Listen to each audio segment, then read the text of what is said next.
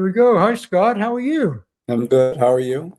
Not too bad. You hurt your hand, you told me. Yeah, it's got a little too much use. Oh, doing the videos and I work a lot with the phone when I do writing my articles and that stuff, and I shouldn't. And I twist my hand like this for hours, and that's what happened. oh boy, it'll take a little while, but it'll get better. Yeah. Okay. Angie is away at the Florida Audio Show, and she's going to be back next week. She'll give us a debrief. So let's get the team up. Hey, Jim, how are you? Hi there. Can you hear us? Can't Okay, hear Jim? anything. Oh, log off and then start again. Okay, let me get Jack up. Hey, Jack. How are you? Well, we know Jim's back. Yeah. Well, it's not Hi, Jim's everybody. fault. That's not, you gotta tease Jim about his technology, but it's not his fault. It is. It's good to see everybody. Anthony, you're looking good. Thank you, Jack. It's Scott, I really love that. If you got to get an arm wrap, man, that one is high style in there. Yeah. Yeah. good to see you. And not subbing for Angie, but it's love to see him. Max. Hey. From Octopus Tree Audio, which is his audio company, and Audiophilia. Hey, Max, how are you? Right on. Great. Good to see everybody. One of these days, my office will be tidy enough that I can use my system and my records as a background. We'll all be in there. Yeah.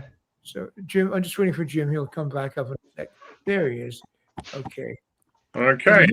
Can you hear us, Jim? Yeah, I can hear you now. Yeah. Good. Okay. That's not your fault, Jim. There's something wacky going on there. So, hi, everybody. Let's have lots of comments tonight. And don't forget to come up and show some records later. We've got lots to show tonight. Finally, I was talking on some other streams that we had to have about 12 reissues this month. Finally, Wow. including the 2 esoterics we showed last week. Wow. Yeah, so here we go. And Joey, of course. Hello, everyone. Hope to find you well. It's the best night of the week. Hi, Rick. Joey, of course, does his homework, which we love.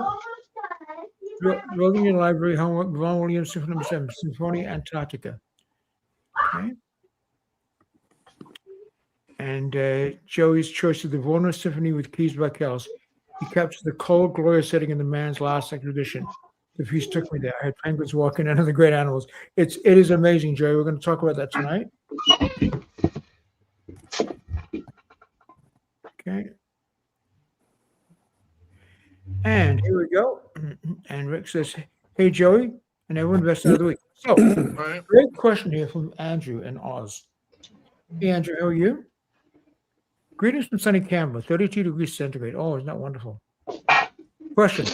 It is set severely is difficult to conduct. If so, why is that? Can you rate Davis's severely symphony cycle, please? Thanks. Hope you're doing well, Anthony. Thanks. Doing okay, Andrew. Radiation starts next Thursday, so we'll see how it goes. A week on Thursday. Here's the severely you were talking about. Yep. Let me just.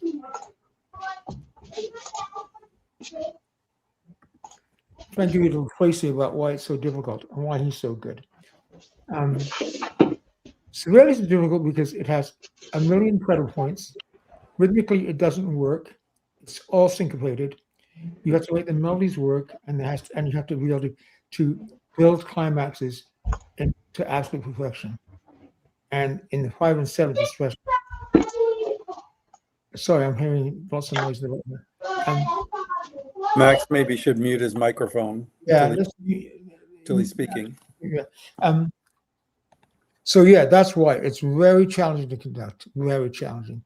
And this is superb. The new Decca pure analog, excellent. So yeah, it is. It's very difficult. I've conducted 2, conducted 1. I've never conducted 5, and I really want to. But just the opening of 5. For Rogue's auction, this is one of my grails. I couldn't get the sticker off. This was owned by Betty Green. Betty's put a sticker on, and even Jan couldn't get it. Just, have a look. Oh wow. Yeah, Columbia. This is a grail record. This one cost me $50, worth every penny. I'd have paid more, Rob. Rob was talking to me today. Karajan knows how to do it. There's a thing called stretto. Where, you have to look that up. I can't remember exactly what it is. It's a harmonic device, and severely uses pedal points, and he introduces melodies 2 or 3 bars early, very quietly. And you have to know what you're doing. You have to score backwards, and this is magnificent. It starts off with a lot of rubato, second horn and first horn, and the first horn comes with a horn call. Dee, da, da, da, dee. Just I sang it incorrectly. Absolutely beautiful. Played by Alan Philharmonia, Alan Civil. I've never heard it played better. Incredible. Then now the Boston Symphony one is very good, but this is incredible. Now the one, his Berlin Tour one, which if you know my writing, you know is my favorite one. It's even better. But Columbia is an incredible recording. Kingsway, Wilkinson. You know, one of the things to question is on the cycles. You know, not everybody does a great cycle. Meaning, you know, all of them are fairly decent. Like some people do one good and maybe the other one not so. You know, Davis, I think, is in my top 3 for if you want to buy a cycle where they're all really decent. They're up there. Segerstrom's up there.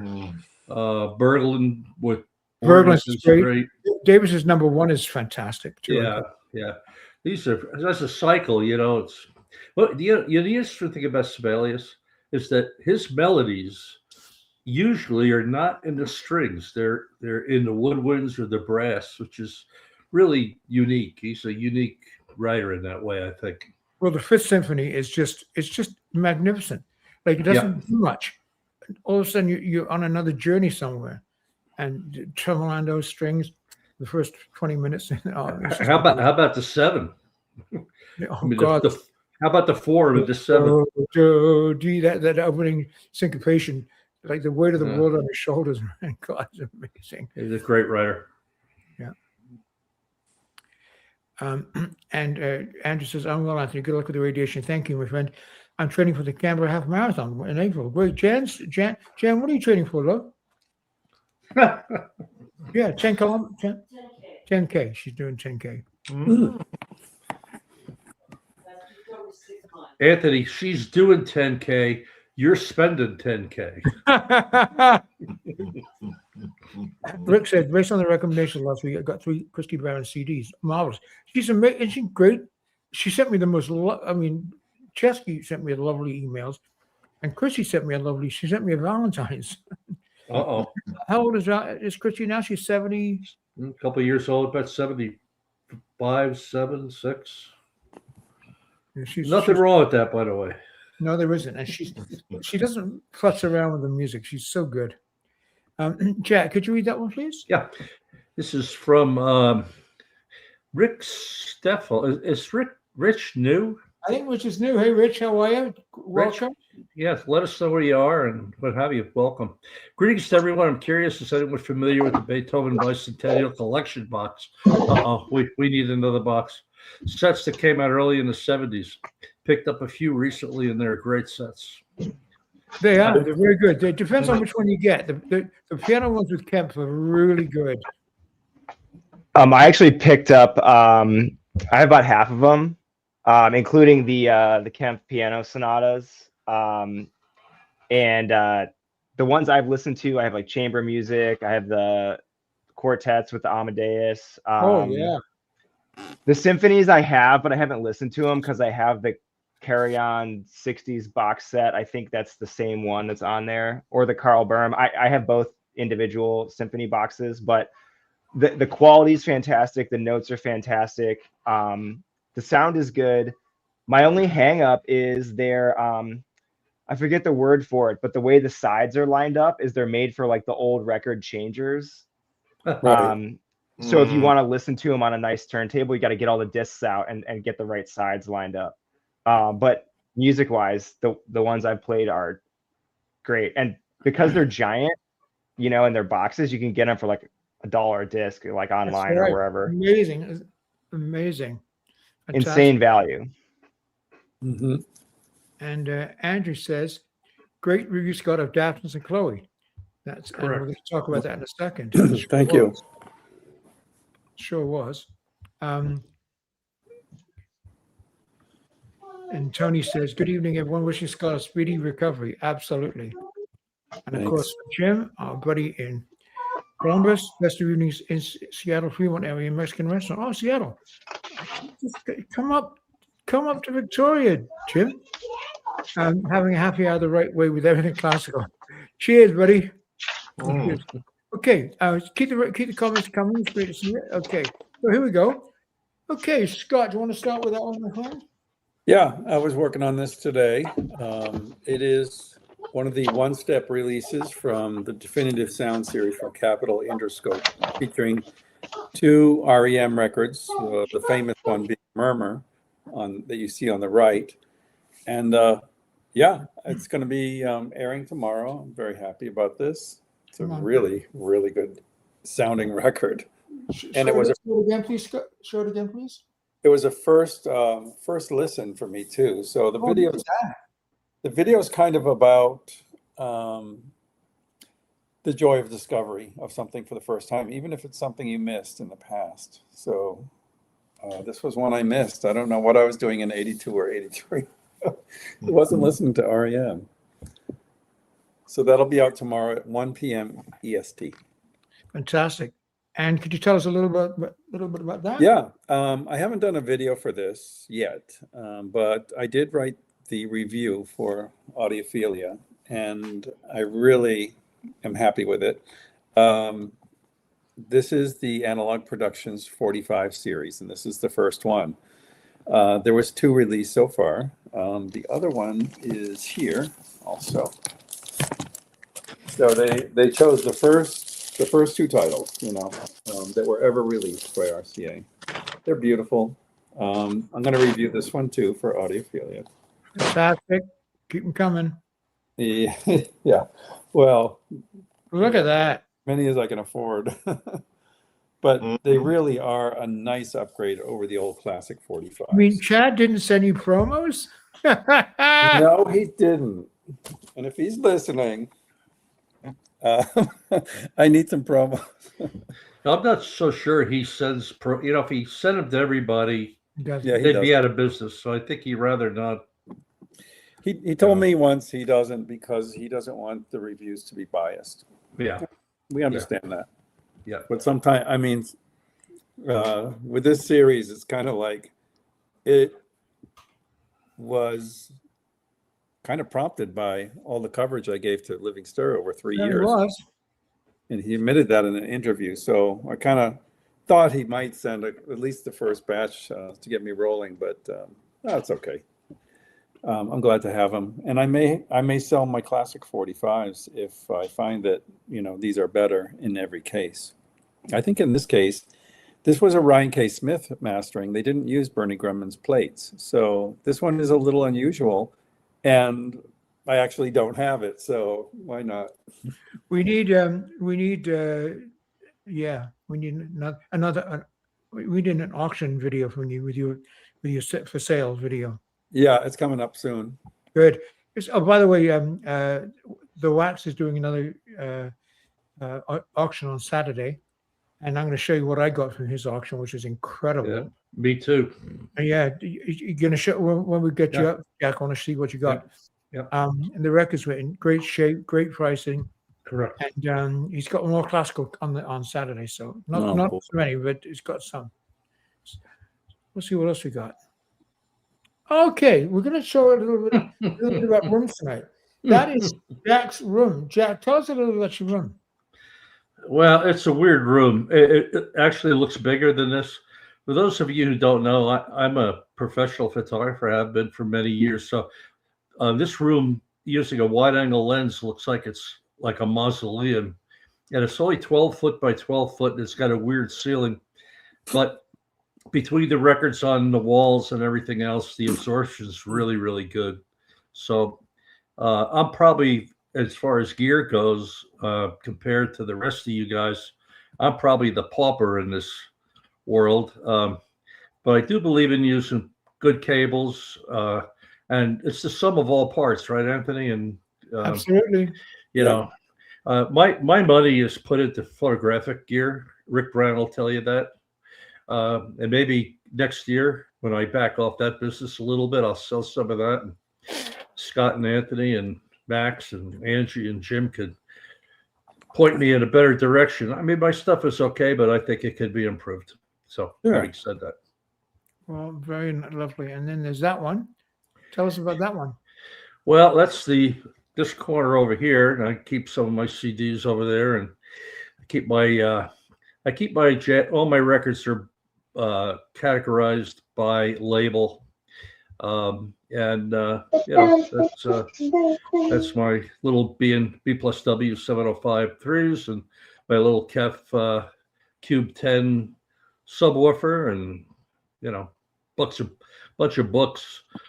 Someday I'll show you some of the books. I've got 3 books about 3 inches thick on Malcolm Arnold. I really get into learning about what I'm listening to. It really helps me appreciate the music. Malcolm Arnold. Oh God, the stories I could tell you.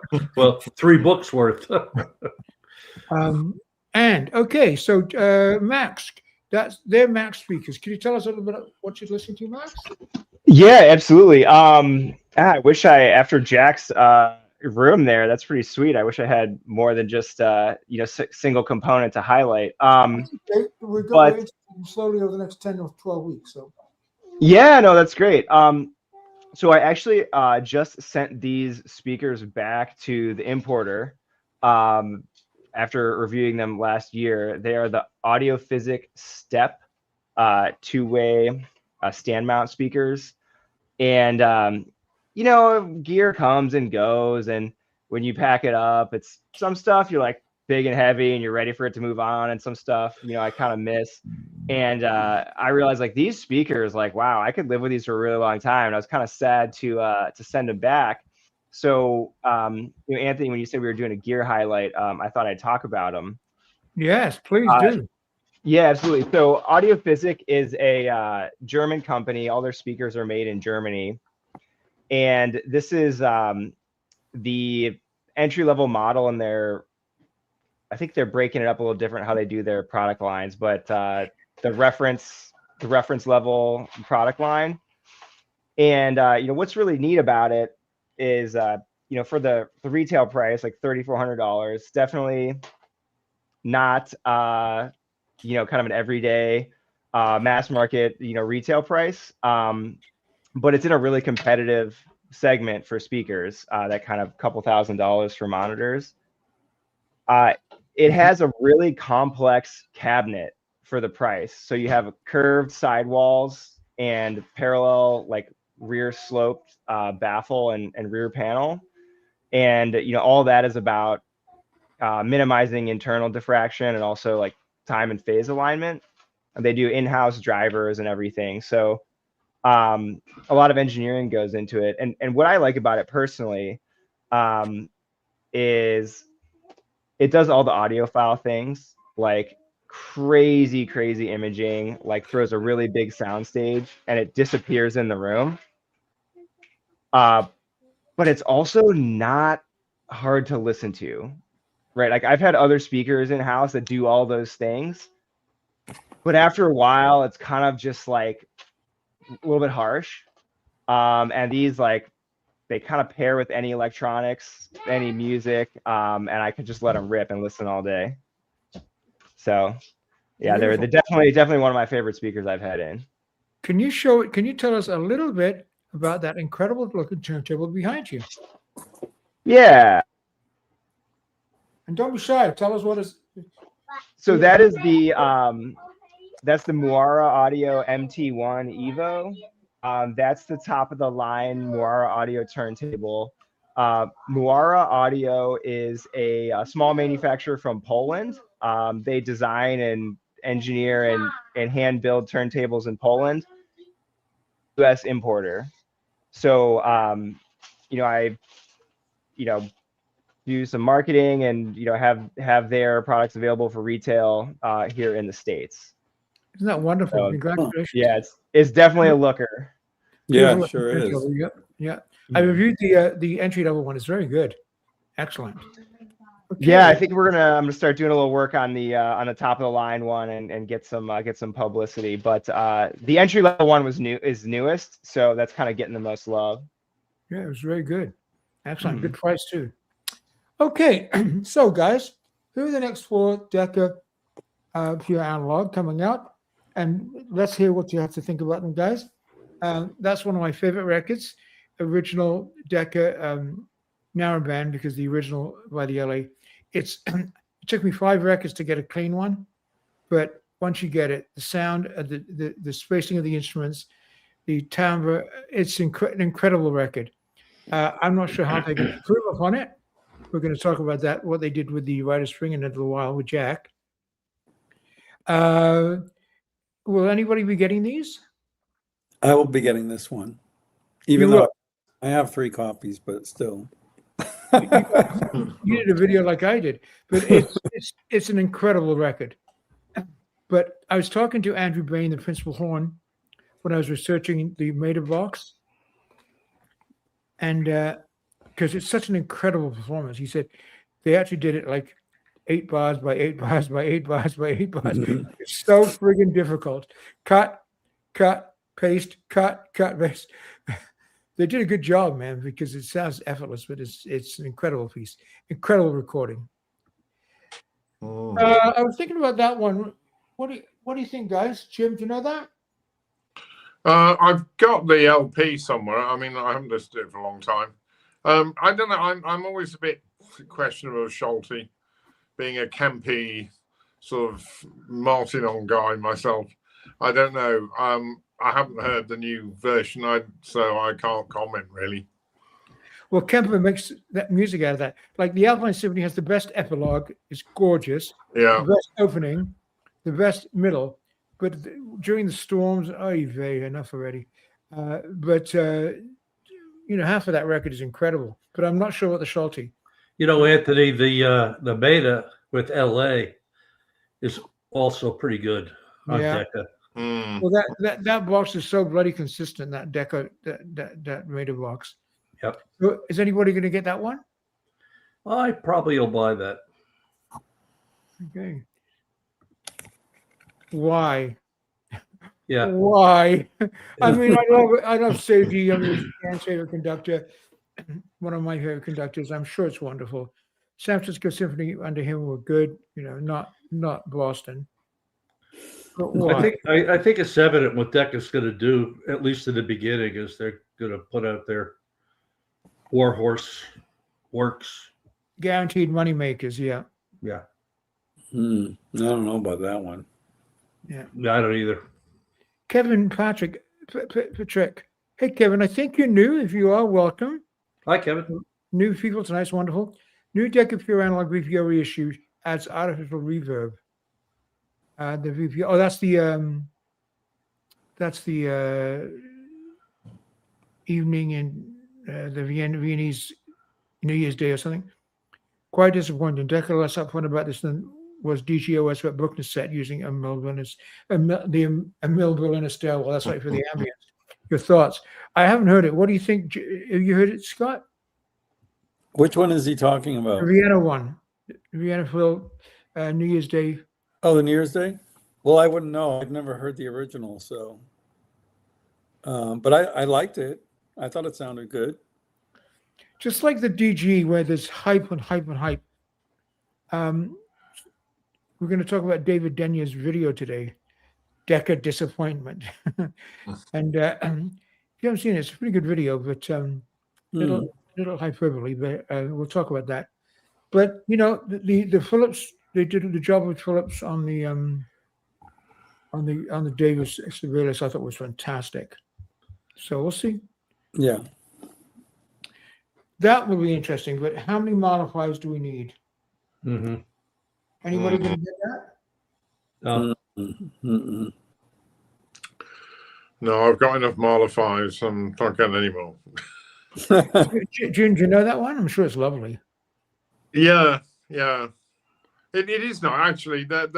I mean, Keating goes to the beauty of Mahler and Bruckner, doesn't he? And some people criticize him for a lack of energy in some of them. But I mean, I think Haitink of all conductors manages to fuse the beauty of these symphonies with the beauty of the orchestra, and of course, most of the time it's a concertgebouw, so you're getting a beautiful sound as well. It depends, though. Some people don't find that as much of a turn on as, you know, say Bruno Walter, or people who have a slightly more aggressive take on Mahler. I got the Shorty Mahler 5. You can actually see the engineers dive for the sliders. Yeah. The horns come in, da, digga, da, digga, da, the last movement. So you can see the engineers dive for the sliders to move down because the orchestra's so loud they're going to slow the recording. Okay, now I'm going to talk about this. I did a long post in on Facebook. I hope you read it. Das Rheingold, the Karajan, which is my favorite, which I told the story, Jan, buying it for me and lugging it in a snowstorm from downtown Montreal for Christmas, for my Christmas present. And I have it. That's such a nice story. Mhm. There it is, the Karajan. Yeah. And so, because, I'm sure Rainer Meyer is going to do a good job, of course, because they do. Not everything, but I'm sure it's going to be good. But the original is friggin' fantastic. Karajan does not meddle with the sound. The singing is incredible. That guy, Edward Greenfield, I could tell you a few stories there too. Penguin Record Guide. When the Mima outsings Siegfried, it's time to get a new ring. He almost damned the whole series of that. So Helge Brülioth is the Siegfried, number 3 Siegfried. He's good. He's not the best. He's not Wolfgang Grindgassen for Schulte. But he's fine. But the rest of the singing, Fischer Dieskau, Gottlob Frick, I mean, they're all incredible. Helga Durnisch, Christa Ludwig, I mean, they're amazing. The Karajan's, this is what I was saying with the question from Andrew earlier about Sibelius. Karajan's placing of that opera is so brilliant. Beautiful young sounding Rhine maidens. Then Albrecht comes in, oh God, it's fantastic. Dramatic. Entrance to the gods into Valhalla. The giants come in. Boom, boom, boom, boom, boom, boom. It's fantastic. So I checked on Discogs for you. $40. You can get the original, no problem. It'll be just perfect. I'm sure that'll be wonderful. We'll see. Anybody getting that? I'll look for the original after that review. Yeah, I'm sure it'll make it even better. But the Karajan is fantastic. Usually, Karajan Dutch gramophones, not tulips. Well, maybe. But did that one come out during the tulip era? No, it was 66. No, okay. It wasn't tulip, yeah. So that is the accurate first label. Yeah. It's fantastic. But no are they using tubes in these masterings? Do you know? I mean, for the new mastering? In general. I don't know. You don't know? I wonder if they would for that. But I'm telling you, the original for $40. Oh, wow. I listened to the whole thing over 2 days just because I wanted to do it for the show to make sure I have a opinion for you guys. It's fantastic. It's got a pretty cover. I got to believe that DG is aware of their pressing issues. Well, yeah. Well, we're going to talk about that tonight about the Decca ones as well. Scott, can you read that, please? Yeah, Scott, hurt your wrist changing sides with the classic 45 of Daphnis and Chloe. That heavy vinyl. Well, I got to say, every little movement hurts it now. Flipping a record does too. Can you read that one from Scott? Scott? Yes, from Drunken Skeletor. Yeah. Looking forward to these reviews, Scott. Murmur is a great LP. Yes, I found that out for the first time. Wow. It sure is. Jim, can you read that one? I'm not sure. Is Matt Walsh? Matt Walsh, 751. Yeah, I've recently been listening to Hindemith's music and loving it. I scoped out a nearby record store and saw a handful of his albums available on the Telefunken label. Are they worth picking up? Buy them. Yeah, Telefunken is fantastic. Fantastic label. Yeah.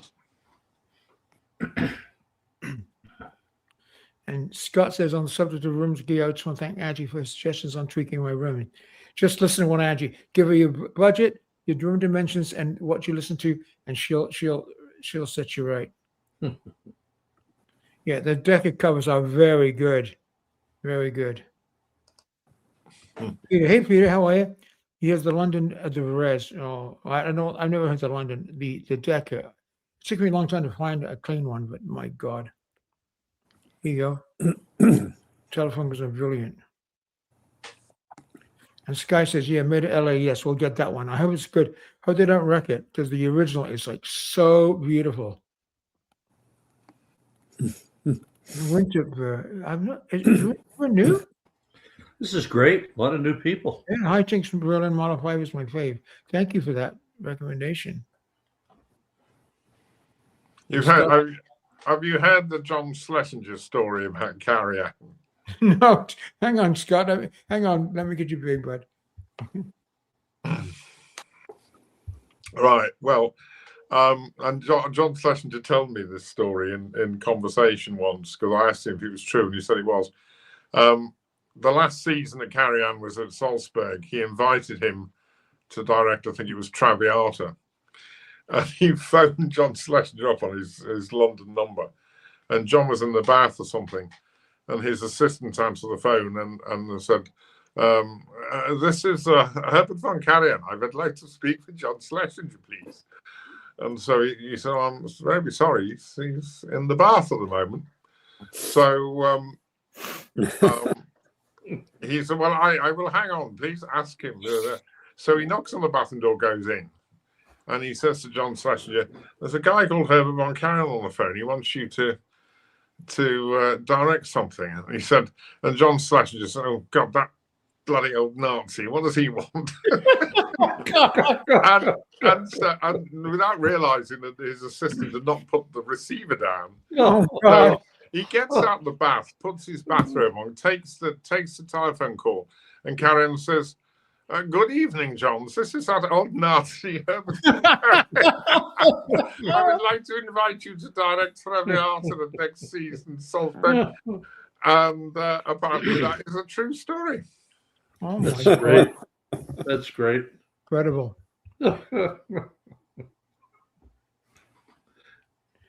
And Andrew says, the worry with the DG Wrangle is you're getting decent set for LP's pressing.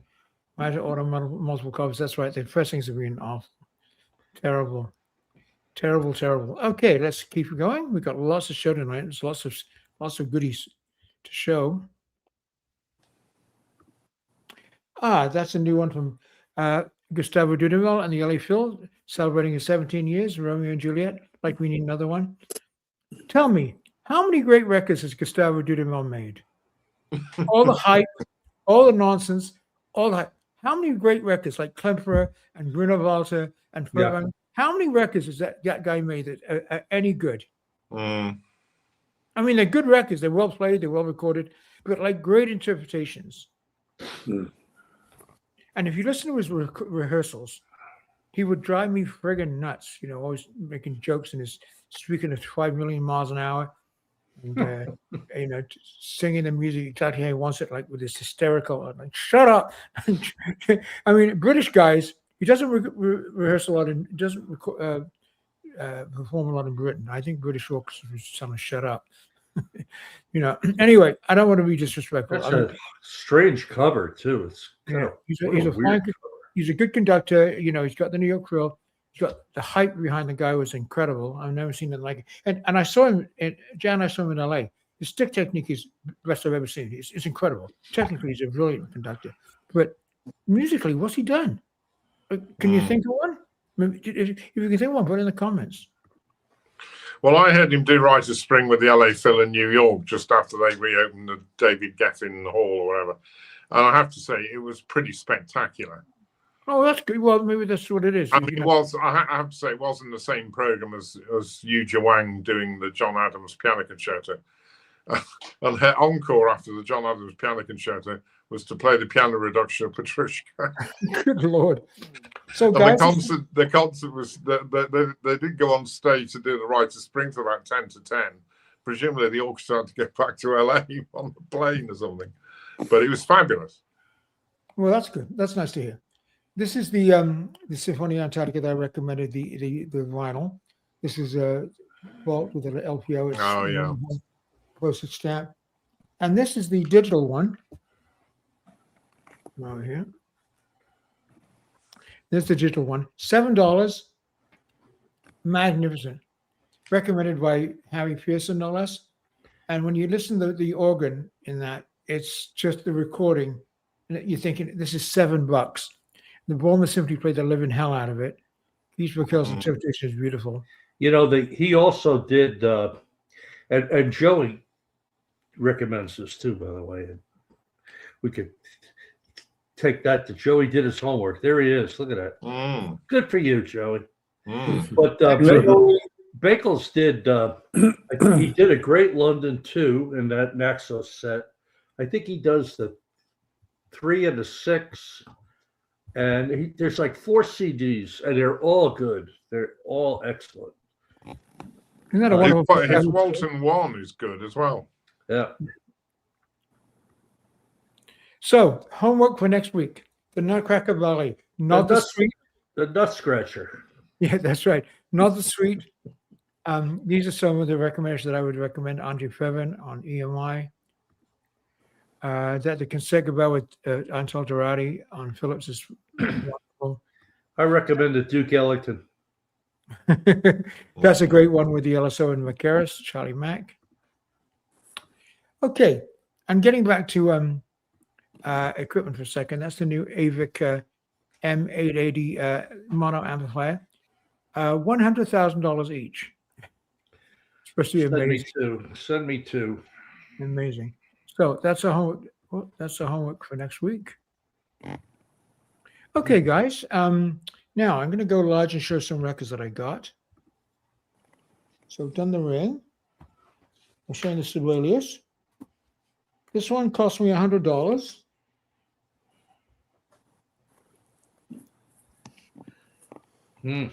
Reback, and it's in mint condition. So is the cover. And this was done on Rob's auction. And I knew I was going for it. I knew I was going to spend $100. And Baggy, he's a long-time string guy. Baggy came in at $101, but a couple of seconds too late, Baggy. And it's fantastic. And yes, it's better than the ORG, which is going up for sale. The ORG is really good, 45 monogram, but the original's better. This is, that is a hot record. 30 overtures, Dorati, LSO, and Mercury First Press. Purple label. And these are all Rob, who's more of a jazzer. And he just got the most incredible classical records in this collection. And so he's got some more. He texted me today. He's got some more for Saturday. So check them out. That's amazing. Do you know that, Jim? Jim, do you know that? Jim, can you hear me? Guess not.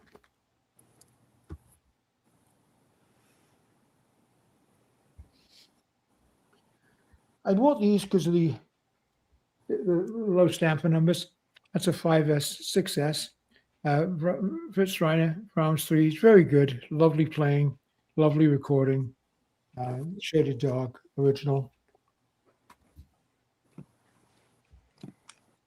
This is very good too. This is a much later pressing, but Tennis Atis was still good. Very good Symphony number 5, beautiful unfinished. Reiner, Chicago. Shady Dog. And finally, the Sleeper, which was absolutely unbelievable, is a Brahms for Munch Boston Symphony. One of the best Brahms scores I've ever heard. Just absolutely gorgeous, beautiful. Very nice. And today came I did my homework, got the record of the Serenade for, by Mozart, the Oh, good. Jim's entered the studio again. Let me just get you up there, Jim. Yeah, the sound went off again. Yeah, sorry, Jim. Yeah, I was saying, did you know that Dorati record, the Verdi? It's incredible. Playing is amazing. Anyway, that's absolutely glorious with the Bassett clarinets, the German system clarinets, the German oboes. It's just gorgeous. Heck of bassoons. Lovely, lovely, lovely, lovely, lovely.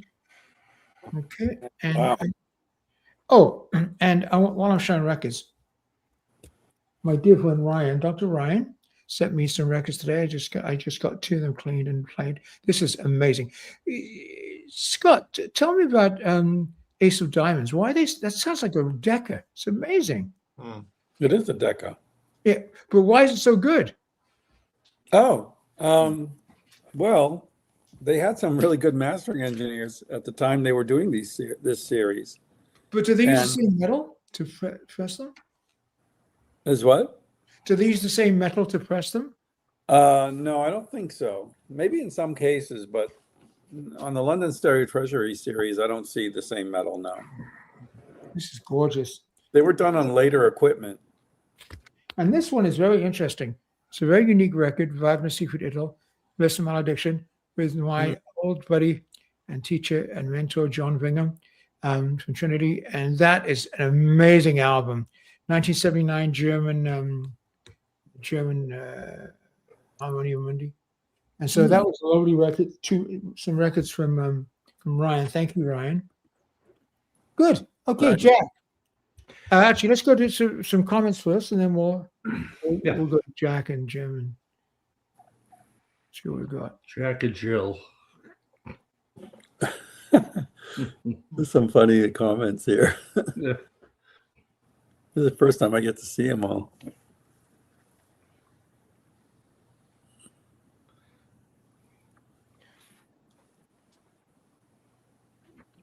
Go to Jam Room. Oh yeah, go to Jam Room. It's fantastic. First side of that album, the prologue, is the most incredible music you'll ever hear. It's unbelievable. Here you go, Scott.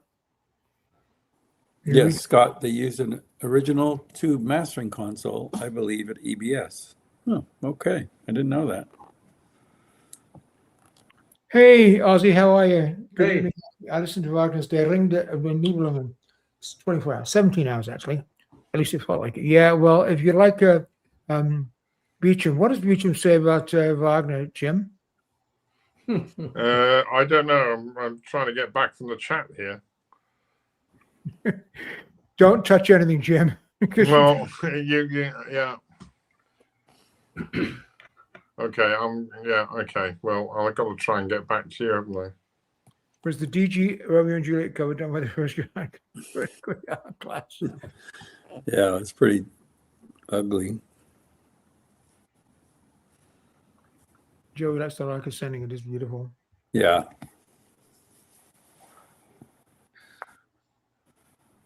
I'm sure someone will reissue that on Decca. Max, Another one. is Max still here? No, I No. think Max left. I'm sorry, Tech Rider. I think what he said, we asked him that earlier, and I think his answer was that they're foam rubber in those black circles. Why, I don't know, but that was his answer. I think they're Maybe- rising up a little bit above the metal Mm-hmm. to float the disc. Mm-hmm. Yeah. Pretty cool design. Doctor. Oh yeah, that's the recording. That's the performance I went to. Usually playing the. Yeah, that must have done have all the good tunes. It's a good piece actually. Okay.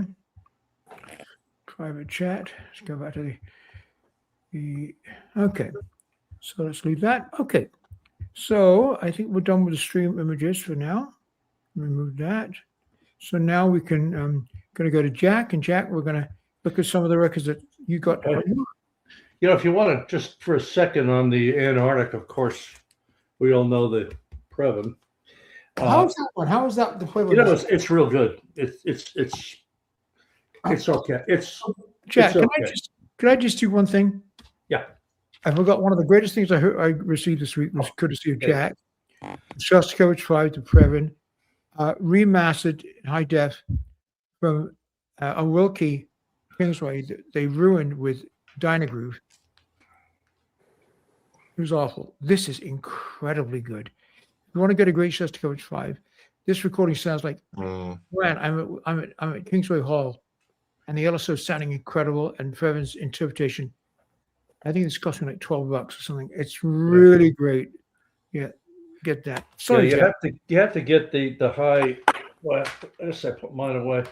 You have to get the high res version. It'll say 2496 down in the corner. Yeah, it's amazing. I don't know how they did this. I said to Anthony, if every CD could be made to sound this good, I'd have half the records in here that I have, and I'd have them with this. It's They true. are It's so good. done by a sound lab in Gütersloh, which is in Germany, where I used to live. Well, it's maybe one of the top 2 or 3 best sounding CDs I've ever heard, and I'm not blowing smoke. It's really No, good. it's incredible. I was really surprised. Anyhow, Previn. You know, I'm a Previn guy, and I try not to be biased, but I think he knocks this out of the park. The only thing I don't like about this is the audio speaking before each. Oh yeah. And it kind of takes the edge off the music. If you can get by that, the music's great. We talked about this. If you really want to hear the organ sound great, and I think this is maybe better than the Naxos, is my friend Mr. Slatkin.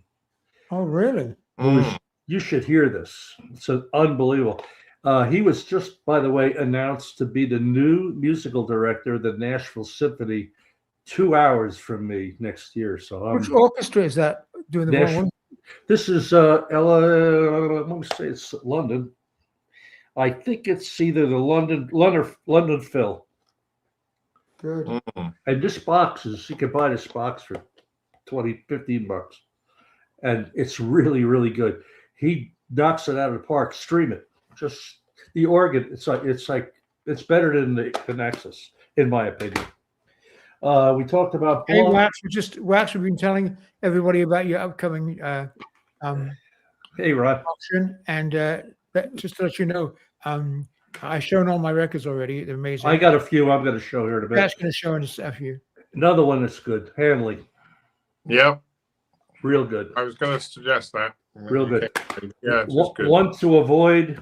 I know we talked about Haytink and Mahler. I don't care. Oh, I know. I think in English music doesn't go well. It's Yeah. horrible. Okay, Waltz One was awful. some records. Ron, if you're listening, I guess it's going to be a commercial or a plug, but I'm happy to do it. First of all, everything, Anthony, you got, and I know you got, the ones I got, they're clean as a whistle. Rob must have cleaned these and repackaged them in a rice paper sleeve. Did a So beautiful job. thank you for doing that. Again, I don't remember what I paid for these, but it was more than reasonable. The cover is not in good shape, but the record's a VG. It's a VG Plus. It's a indie, and it's a 1S on this one. Oh, Shaded- wow. shaded, yeah. Oh, Anthony, you were there. You know what I bought. I know. This was a coup. I think this was, correct me, Anthony, if I think I paid about $35 for this. This is the Classic Records. Oh, yeah, that's a great. God, that's Yeah. And this is just amazing.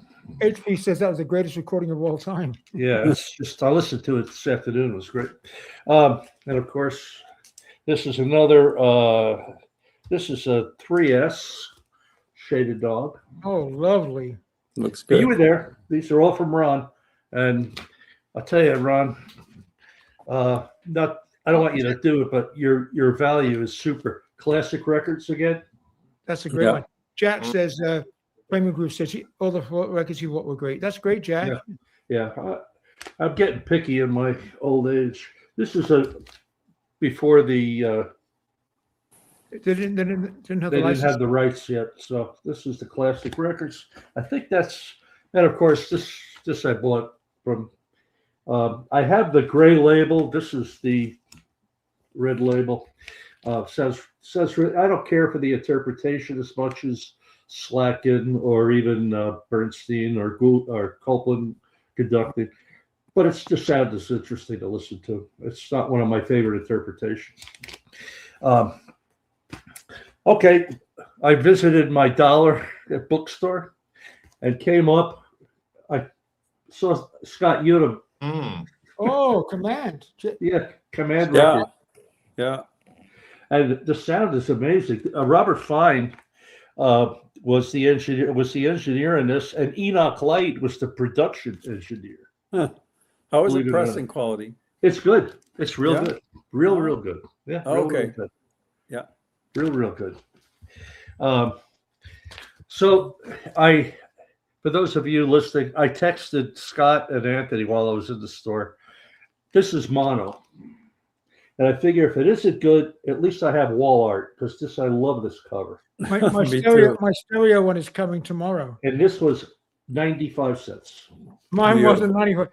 Mine Yeah, wasn't 95 It's cents. a VG, maybe a VG minus. It's not bad. And it's a 2S, by the way.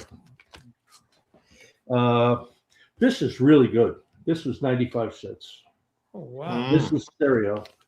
But it's the old pink, the red RCA. It's not, Mm-hmm. not the Right. shaded, but it's pretty good. And then last but not least, I have it on CD. I didn't have it on record. But surprisingly, for the Columbia reissue label, I think this is from the mid-70s, the Mahler 8. It's one of the better sounding Columbia records that I own. It's really not bad.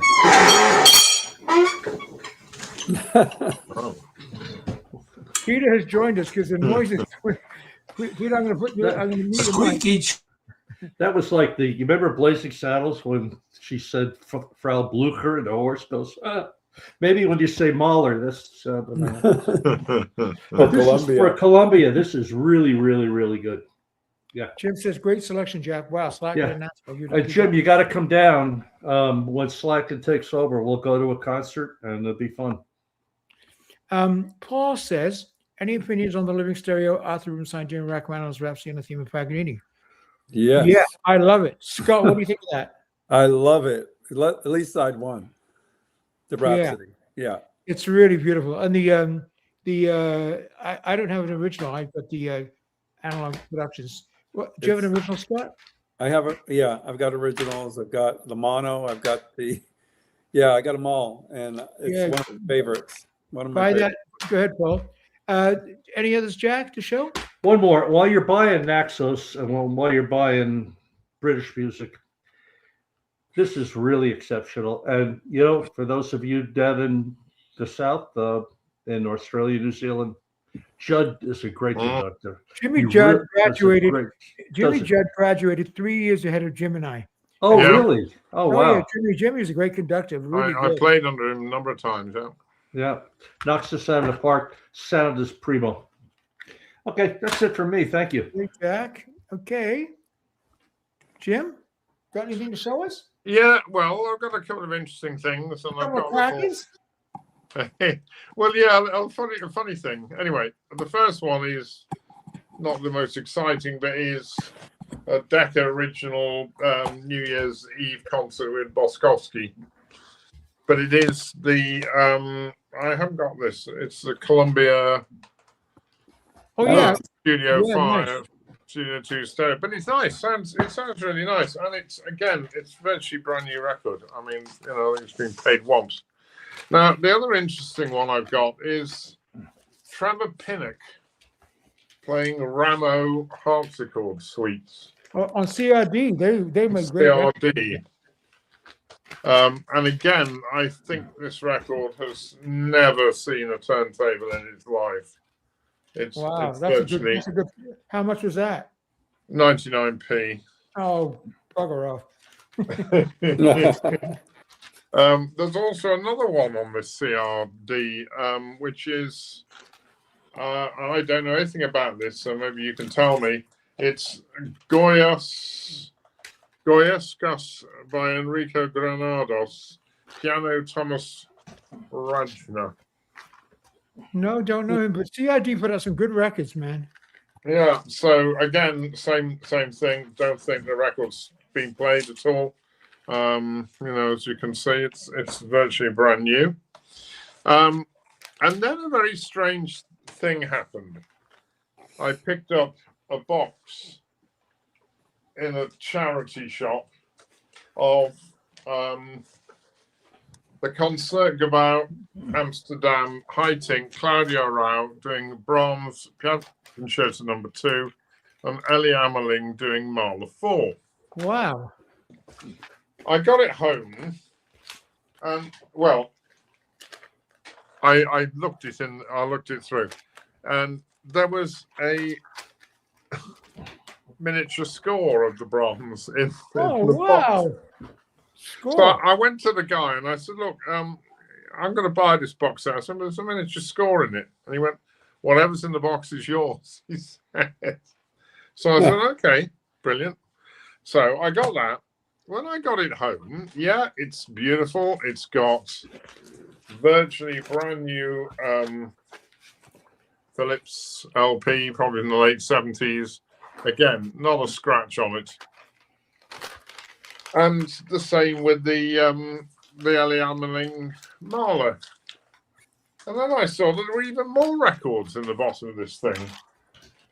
And one of them was Colin Davis and the LSO doing Elgar Enigma Variations and Cocaine Overture. Oh, that's a good one.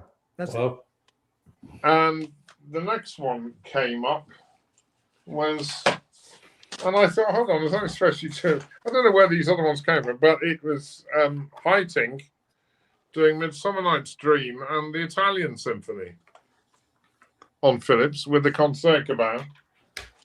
And then there was another one in there, and I thought, and it was Colin Davis doing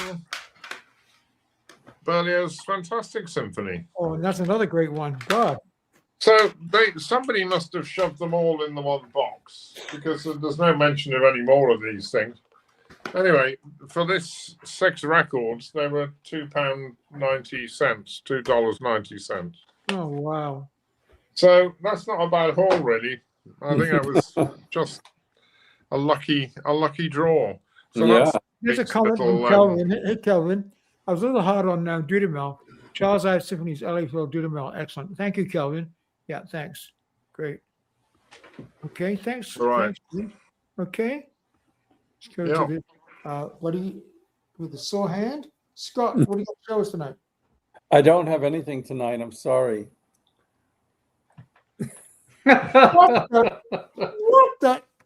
I cannot get the records out of the. Oh, give me a. Oh, God. No, okay, but no problem. Next time. No problem. No, Let me go get some violin music on my phone here. We could play. let's see. Okay, we're running out of time. Well, we got Peter here. Let's get Peter up. Hey, Peter, how are you? Peter, good Well, how are evening. you doing, Anthony? Doing okay, Peter. It's good to see you again. Are you going to attend Rob's auction on? I think so. I'm afraid that you folks are going to outbid me though all the time. But, well, there was two Grail records that I really wanted. well, as I said before, I have so many of the titles that getting one more. But maybe my little expose here will tell you where I'm kind of coming from now, because yeah, sure. We got lots I heard Greg Flowering Spikes do a thing about his Heifetz 1S living stereos versus the analog productions. And he had a mixed result. He said he sometimes liked the OG better.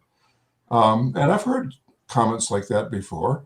So I thought to myself, well, what about my collection of Heifetz? And I have to cull a lot because I have about 60 records featuring Heifetz. So here's a few of them. And this was my best showing. It's, of course, a mono, but it is a 1S. And it certainly sounds, somebody used the word organic with some of these beautiful original pressings. And I think that's a fair statement. And it's, of course, a shaded dog. Yeah. Anyway, it's really the best one I have in terms of, audiophile things. And compared to this, which I believe is the same recording, this is a 1987 CD, and it's just not, it's very harsh. Didn't like it. But I think it's the same recording, and it also has the Tchaikovsky, which we just saw, and this one is a 1968 repress of the Tchaikovsky. It sounds good, maybe not quite as good as the other one. Can you show us the label? Oh, this one here it's an RCA, but it's not. It's a repress. It's like the living stereo, but it's after they stopped using the banner. Is it the red Same record seal, code. though? So The modern red label? yeah, it has a white dog. Oh, white dot. Okay. Yeah. Yeah. So anyway, then I have the only other CD I have featuring Heifetz. This is not a bad. This is a more modern, like 2007, and it's from the 1930s of these three concertos, and it sounds really quite good, but still a bit sharp to me. So then I looked at the rest of my concertos featuring Heifetz, and this is great packaging here, but inside it's one of those floppies. Yeah. That's all I can say, Yeah. It plays all right, but, such nice packaging with a booklet and everything. You'd think they do a better job with the vinyl. So there's another one. These are certainly good, but, they don't stand up to scrutiny as really, That's super high That's fidelity. Scottish Fantasies. Now, Absolutely. this is a lovely record. I It don't is even care gorgeous. what pressing it is. This is one of my favorites. It's just gorgeous. And then this one is a pretty new repress, I think, but it has the Sibelius, which is really tremendous. I love the cover. There he is in the back. Yeah. Prokofiev. And then I think I've shared this already, but this is the Heifetz Bach Sonatas and what's that Partitas. like? And this is a pretty nice set of records, I have to say. Although I have the Milstein, and I think I like Milstein just a shade more on that music. Then this is an interesting one. I just dug this one out, and I don't think I've ever played it, but it's an EMI, and it's kind of looks like a special series that they did. I'm not sure the date either, but Heifetz is featured on the Mozart 4, and then it has Lili Laskin on the harp, and some great pictures, I think. Wow. So anyway, that's a nice record. Here's Schubert Fantasie, which is a lovely piece, and the Tchaikovsky Serenade Melancholique. Wow. Nice record. Incredible Heifetz collection. Then, for some reason, I have always liked his chamber music in the series that he did with Piatigorsky. So I have a bunch of those. There's one. Heifetz with chamber music can be pretty different, because Heifetz really, to me, it's always plays so much intensity. Heifetz has. So with the chamber music, it's just, I'm not a fan of Heifetz playing chamber. I wondered what you would say to that. So here's a bunch more. And I'll just run through them really quickly because I have a bunch. Just hold it still for a sec so we can see who they get. Okay, so this one you can see. Cool. That's a good one. It's a nice, I think somebody said, I think it was Dave Hurwitz said, well, Heifetz was a concerto violinist, and you could always hear him, always over the orchestra. And maybe that's not so great as chamber music. I don't know. So just a couple of more. This one is Dynagroove, but whatever. Boo. I don't know if you can see it. And that all of those are different than the one I'd showed before, the Soria collection. These are all octets and larger collections of players. And these are living stereo. It's a really nice set. So I've got more to show, but I think I've used up enough time. No, we had lots of time tonight. Anyway, Oh, more time. Well, yeah, we got more time, Peter. how about this one? Horowitz on television. Horowitz. Heifetz on television. There is a Horowitz on television, but this one is Heifetz. And this record came with a little additional 33, which is a conversation with the producer of the TV show, which happened in 1971. I've never listened to the record, so I don't actually know what it's like. And then finally, I'll just add that back in the day, Heifetz was a rock star, and everyone wanted to collect his music, just like they did with the Grateful Dead in our time. And a lot of people went to the trouble of publishing private label records of Heifetz music. Wow. Yeah, this one happens to be an outfit called Penzance. So I haven't heard this one either yet, but there exists a CD as well of some of the very early music that he that was semi-pirated, semi-legitimate, and it makes interesting listening. So that's what I've got today. Great, Peter. Fantastic. Hey, Anthony. Yeah. So Primrose, I saw his name. There's another guy used to walk the halls of Indiana when I was there. I didn't know who he was. Somebody said, "Oh, that's Primrose." I said, "Yeah." So what is he? Does he play saxophone? Did he play the trumpet? Violas get no love. Yeah, well, Jim, you want to answer that? Oh, Primrose is brilliant. Yeah. Hey, Sky, how are you? Hi, Very Scott. good. Yeah, hi there. Good evening, all. We've got lots of time. Why don't you tell us, how is your quartet website going? Oh, it's slowly, but again, I said that's my retirement project, so it's going slowly, but it's good. It's not much. I'm still recovering from this cold. I don't know anybody know here what's a controlled burn is.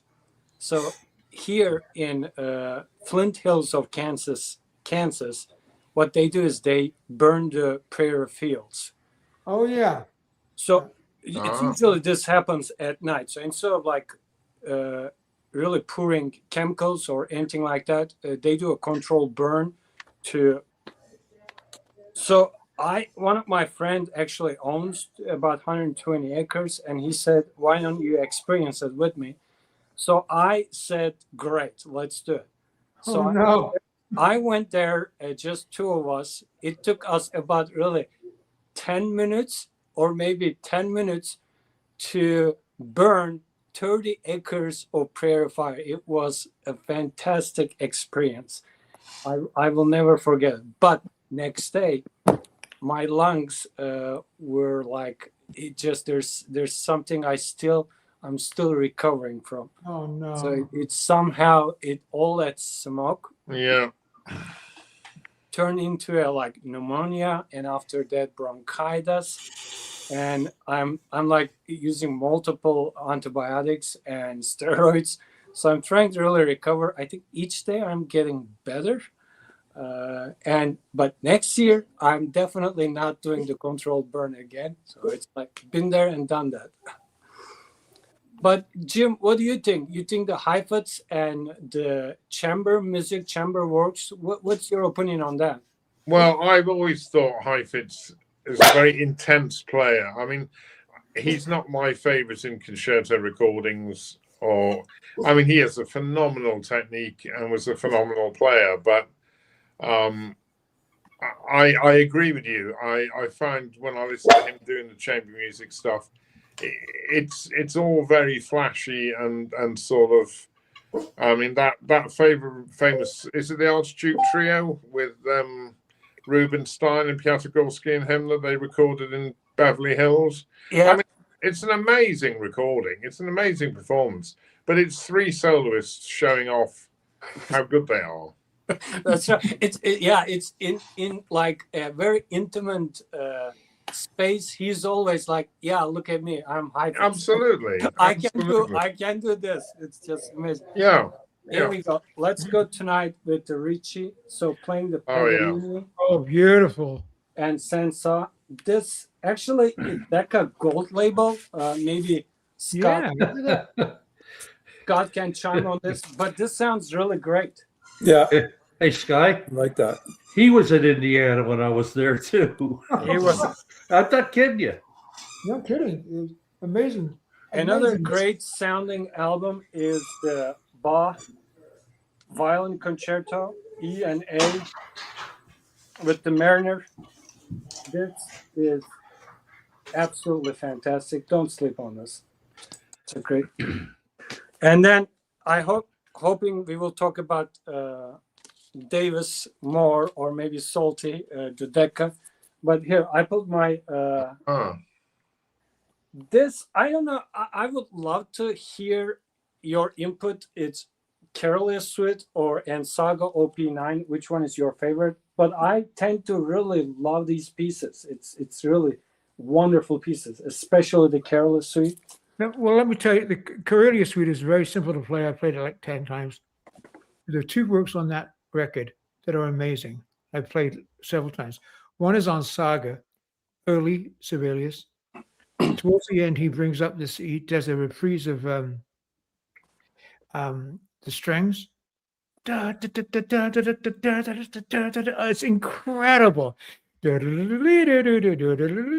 Oh, it's amazing. But the best piece on that for me is Pajola's Daughter. Incredible piece. I played it at Trinity and I played it elsewhere.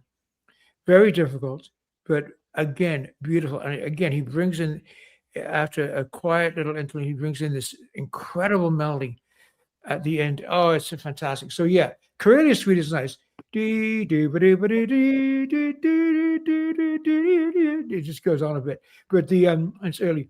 But on Saga and Pajola's Daughter is really good. Yeah, really good. And hopefully we'll talk about Deccas, but we can't go wrong with the Schubert with Biox Arts Trio. They're doing the just the piano trios. Gold standard. Talk about again. I'm really disappointed, not only by my press that I got, because I prefer the original, of course, and these new releases, I'm not seeing any chamber music. So I will say it on live show. Shame on you. Let's put some chamber music on. I will buy at least 2 of it, but I really want some chamber music. Who's the pianist in the Mozart Trio? Was that trio? Let me look. Manahem Pressler. I had to turn pages for him at Wigmore Hall. Now, Can you the come last 10 pages? Can you come 10 pages? Oh, sure. Who is it? Manahem Pressler. My God, the looks I got. Oh, like I did. My hands were shaking as I was turning the pages.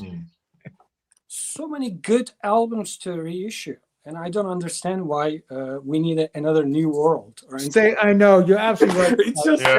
come on. Yeah.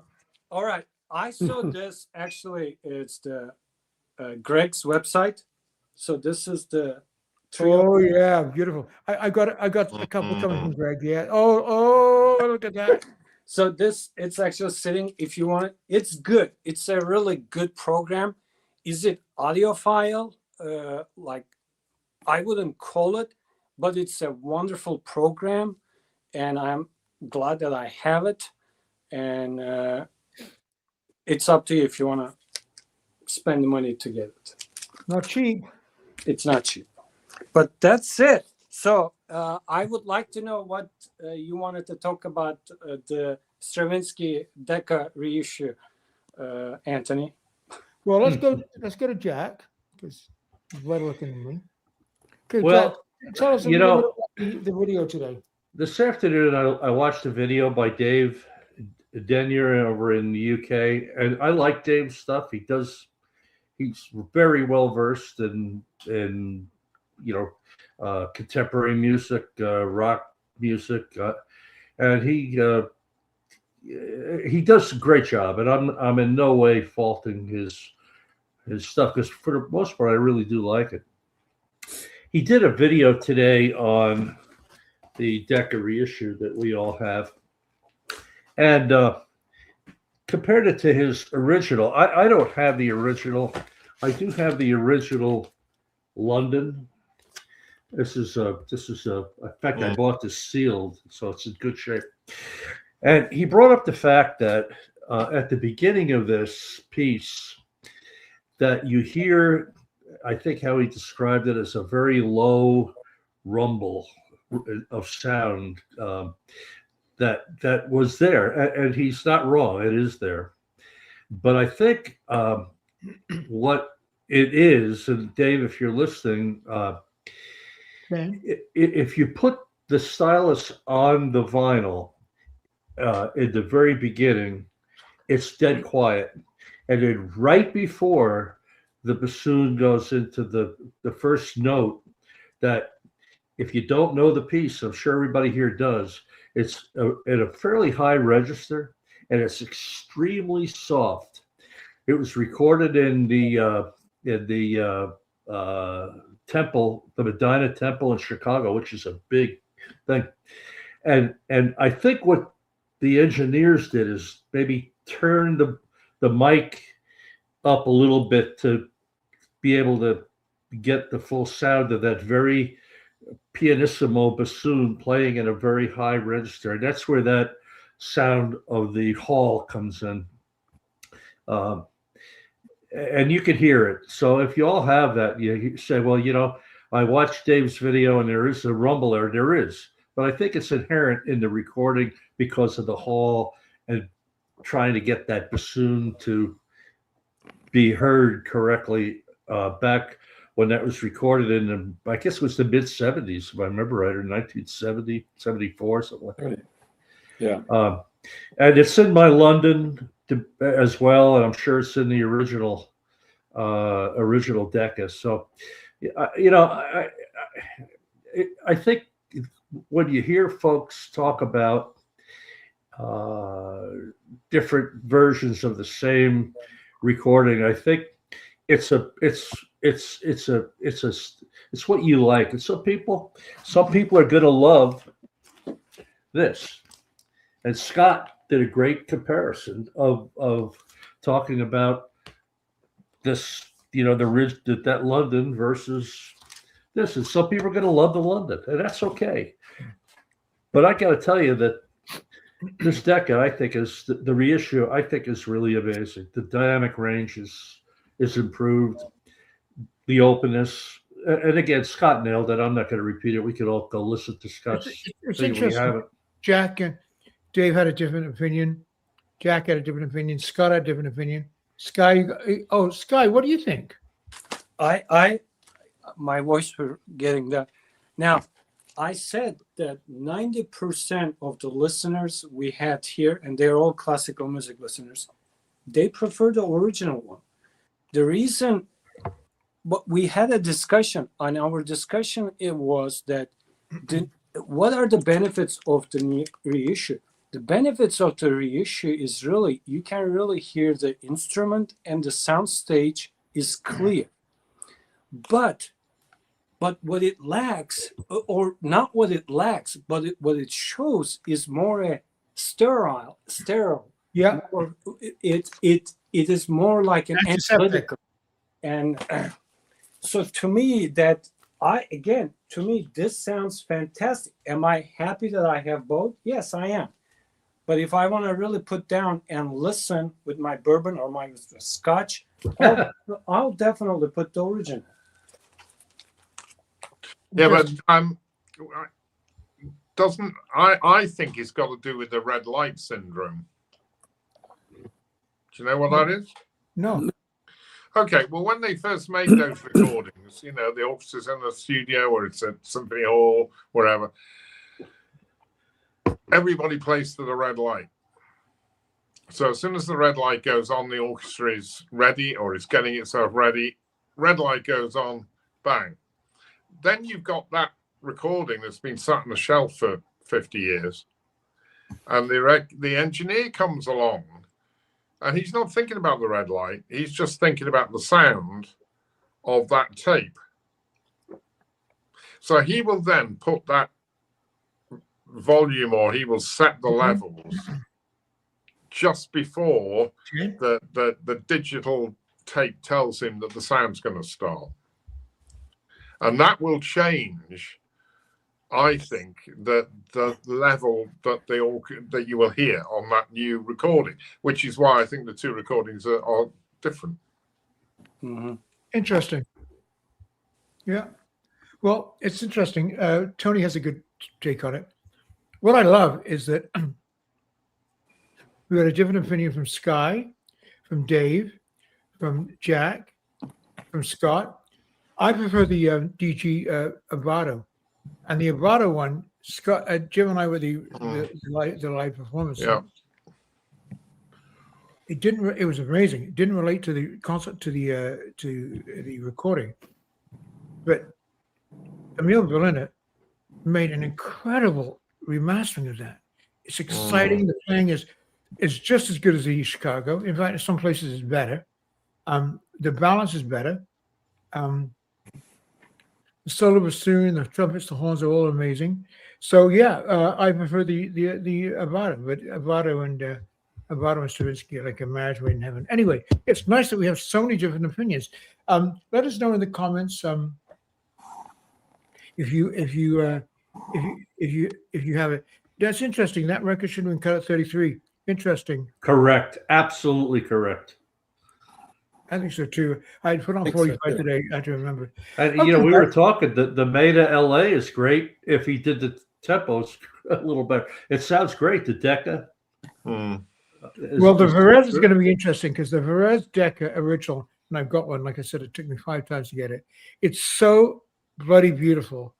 All the different like gamelan sounds and the difference between the tam-tam and the gong and the way it's positioned and the way Varese tells us to sit. An integral with the sirens and it's amazing. And of course Arcana, which is one of the most difficult pieces they've written. So it'll be interesting to see what Emil Berliner do with it. Anthony, did you get a good Abato the first time? Yes. Pressing was good. I did. Yeah. Took me two. Took me two as well. Oh God, I mean optimal. Well, look at my Bruckner 789 with Giulini. 3 boxes took to get it. Okay, guys. Well, that's it for tonight. Let's have a fantastic week. You guys got anything coming up, special coming up, or just more listening, more spending money?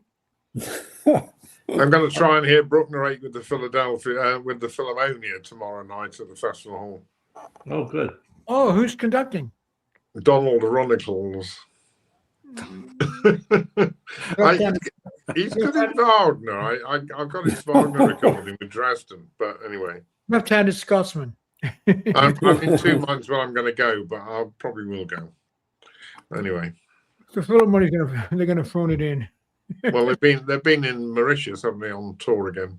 Yeah, playing Beethoven 5. Yeah. Anyway, guys, first of all, thank you to everybody tonight for showing up. Amazing as usual.